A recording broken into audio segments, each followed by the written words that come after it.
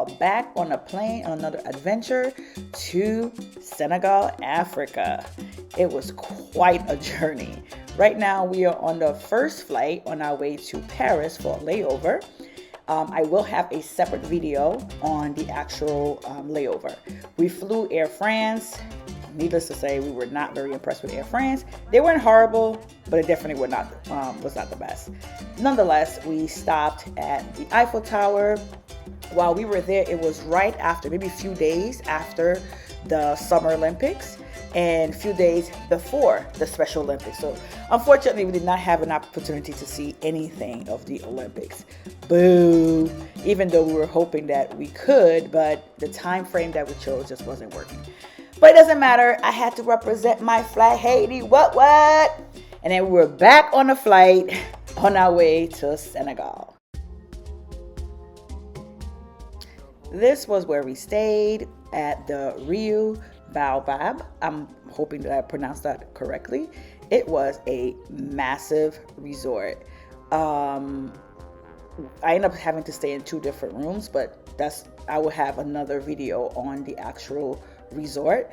But while we were there, it rained quite a bit because we did go during the rainy season, which is understandable because it was rainy season, so it was going to rain.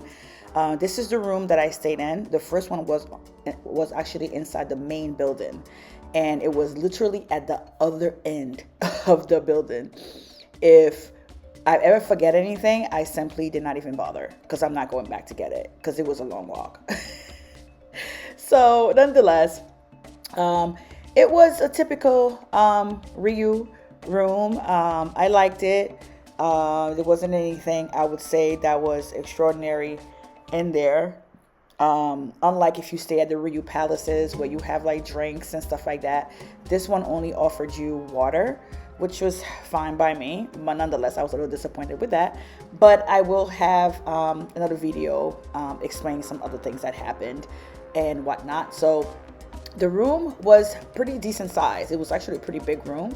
I love the decor because it actually showcased Senegal a little bit with the masks and the actual paintings that were there, I should say. And this was like on the outside of the room because they all have balconies.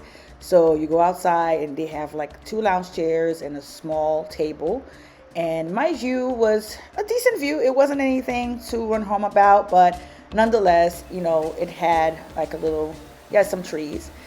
More rain, as you can see, because it did rain quite a bit. Like I said, we didn't really care because the days that we actually went out, the rain didn't really bother us that much. So it was great. For one of our excursions, we went to the north side of the country. I believe it's called Thies. I could totally be mispronouncing it. I will put the name up for you guys to see. We had to cross this little area to get to the village we were going to because it rained pretty badly the night before.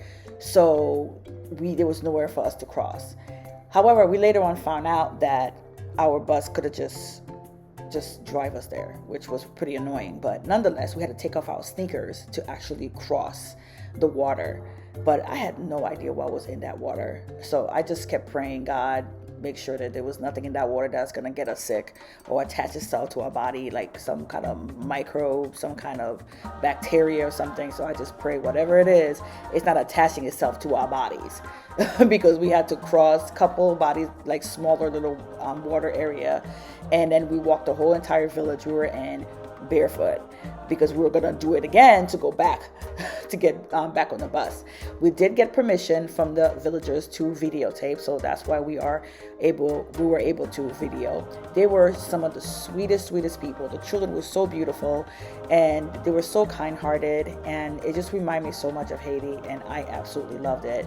We even had a little jam session where we were getting our dance on, and like they say in this area, when in Rome, and that was pretty cool. Like I said, the people were very, very sweet, very beautiful people, very kind, and the children were constantly like trying to hold our hands, and I didn't mind. I just wanted to hug them. They were so beautiful, and my friend Sonia got a chance to do what the villagers do. So now we're getting our little dance on.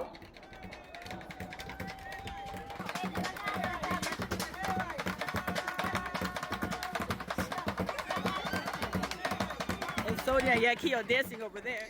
When we thought we were done crossing water, oh no, now we had to cross this river. Now we didn't have to cross the river, but we had to get into that river to get to where the boat was so that we can go and look at the mangrove.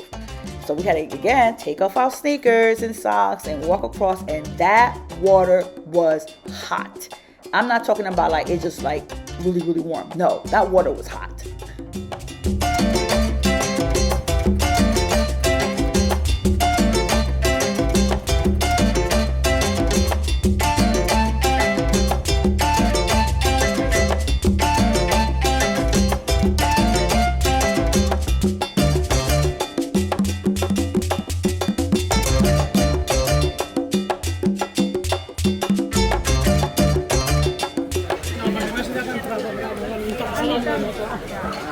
This baobab tree is over 850 years old. It is massive.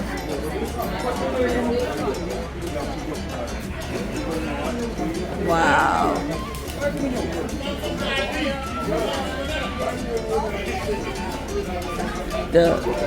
Just to go around it is so huge. Look at this.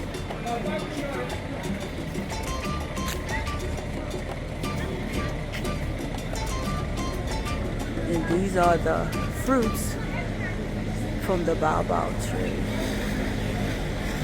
I'm hoping I'm pronouncing this correctly.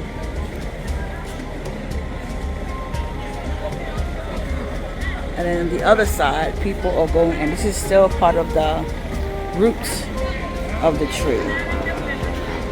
And all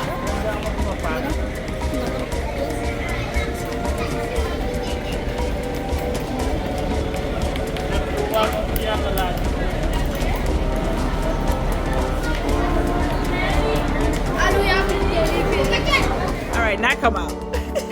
Wait, he's gonna have to help you under your arm and then pull you out. This is inside of the tree, so it's pretty hollow. And they said they cannot really use a tree to build homes because it's not strong enough to do that. Because as you can see, it's really hollow on the inside. I didn't go in because I had no desire to do so. But it was pretty interesting though.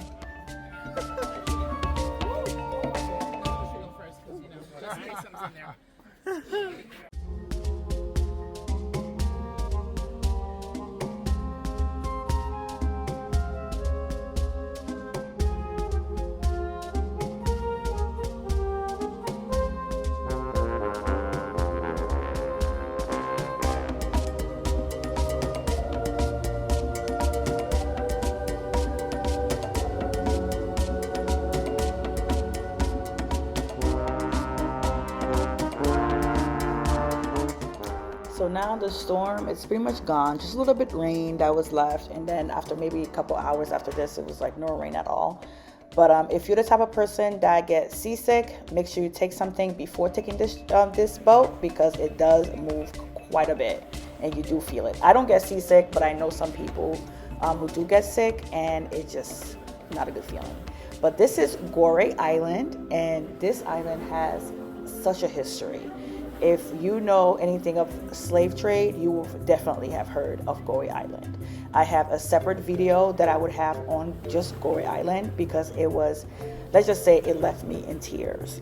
And it was one of those, I think that was the part of the trip for me that made the trip. So I truly believe if you ever go to Senegal, you have to make a trip to Goree Island.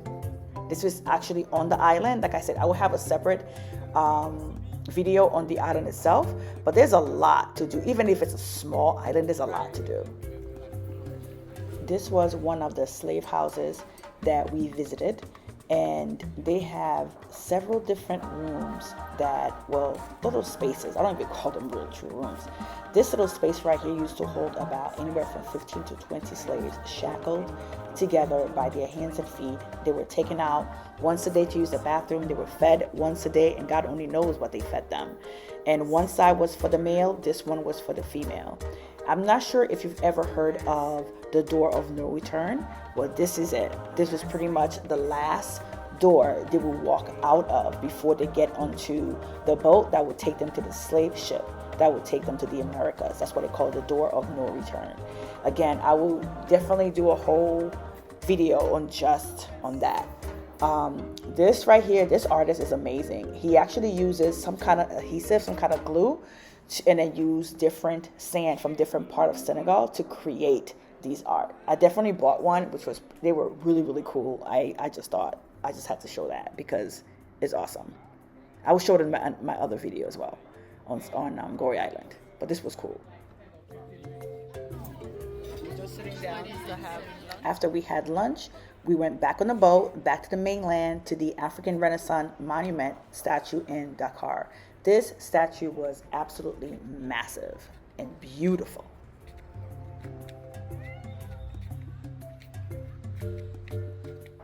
This was our third and final excursion at the Bandia Reserve in the Lion Ranch.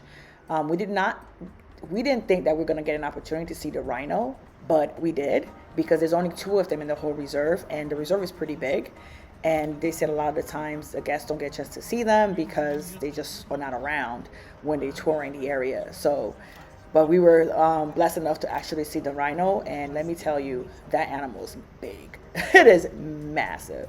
We saw a lot of the giraffes. We saw zebras. The hyenas were in a different area because just like the lions, they will eat some of the other animals. So they're carnivores. They will eat some of the other animals, so therefore they keep them separate. And the lion ranch, it's actually across the street from the reserve, because same reason, the lions will eat the other animals. The giraffes were beautiful. I know I am definitely an animal person. I love to see them. Now, I've never had pets, but I love to see animals because I just think they're absolutely beautiful. We had an opportunity to get out of the car that we were in we weren't allowed to go near the animals, but we were close enough that we can take pictures with them in the background, and we get to see baobab tree that I get to take pictures in front of it. So it was pretty cool, and we saw so many different animals. So that was a really great experience. And with them you see the eland, the Cape eland. You see someone trying over there.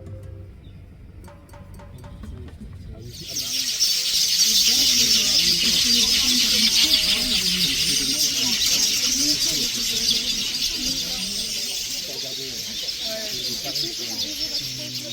ils augmentent le tarif.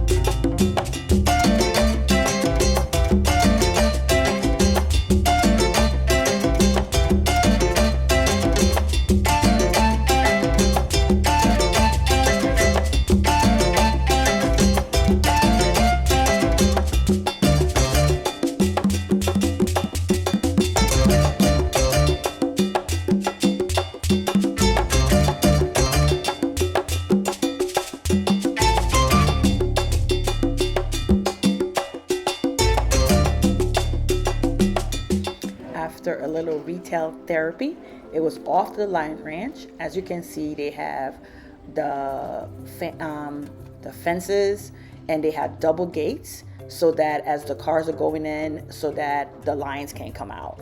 So it was, there had, I don't know, maybe about 11 or 12 lions in there, and they were both male and female. They were young and older ones. Now, they had to keep the babies separate from the rest of the pride because, from what I understand, the male lions will eat the babies, so they had to keep them separate until they get a little bit older. This little friend right here got on top of our Jeep, and so the guy was trying to get him to go all the way on top of the roof of the Jeep, just like the other female that's sitting up on top over there. And let me tell you, some people simply don't listen, because even though they told us keep your fingers inside, but if you can see the lioness that is on top of the other Jeep, people were literally like trying to touch its belly. you know what? Some people, they don't worry about their lives. That's on you. It's not my life. That's on you. But it made no sense to me. Nonetheless, they were trying to get the lion to come all the way up. So they were trying to get it to come up using the food so that we can actually see it. But let me tell you something. Newfound respect for lions, because I've seen lions at zoo before, but I've never seen them like so close. This was a whole nother experience. And let me tell you, I have a newfound respect because I was literally at the belly of a lion. I am looking up at this lion and I'm just like, yo, this lion will take any of us out before we can blink. But I am grateful that we were inside of the Jeep that is covered and protected, because that lion was very big.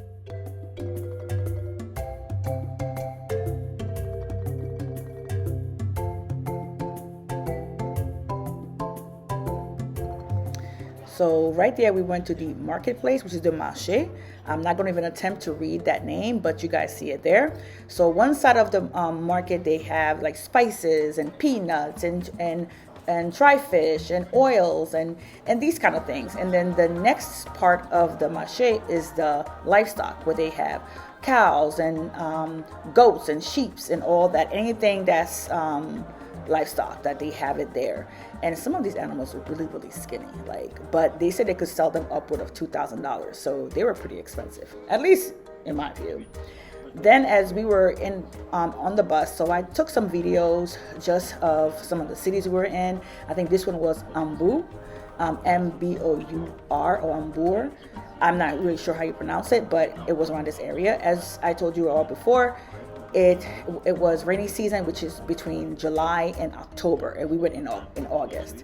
So there was lots of rain, so that you find lots of water everywhere. But nonetheless, I love, because it's just, the whole country I feel like reminded me of the Caribbean. And just a lot of the colors, as you can see, just colorful homes and businesses, and just a lot of that. Also, you will also find a lot of unfinished homes. And the reason being that, from what I was told, was that if someone purchased a plot of land, you have about 2 years to start building on it. If not, you either get taxed very heavily or the government can take the land from you. I'm not sure how all of this works. If you want to know, if you're planning on purchasing a plot of land in Senegal, do your research and find out, because you will literally have about 2 years to start building on whatever plot of land that you purchase. There are lots and lots, as you can see, lots and lots and lots of unfinished homes while you are in Senegal, like whether it is in the city part or in the villages, like country area. You do see like animals crossing the street, because they do have owners, of course, with them, but you have animals crossing the street, so the cars or buses has to stop and let them cross first. Yes, they do have the right of way, because they can destroy your car if you hit them.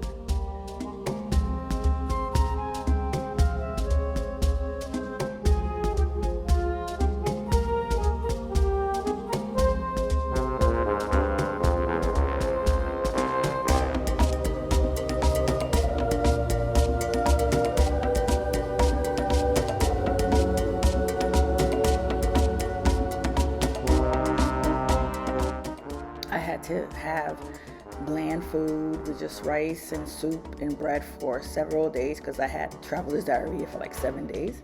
As you can see, the mosquitoes also had themselves a field day with me, to the point where I had to get ice for my legs because it was itching so badly. No matter what I used, it did not matter. I feel like those mosquitoes were just waiting for me, and they just tore out my legs. Even though I used permethrin, I treated my clothes with permethrin. I used Repel with 40% DEET. Though I think the mosquitoes wanted to lose their lives just to get my blood. I don't know why, but they went in on both my legs. No matter what I did, it just did not help. The ice gave you a little bit of relief, but I tried everything. It's just, I was done, and it lasted for a good 4 or 5 days of itching. with everything that happens, the good and the not so good that happened. Would I go back to Senegal? Absolutely. It is so full of history. It is so full of amazing, beautiful, and welcoming people. So I highly, highly recommend Senegal. Go get your passport and visit Senegal.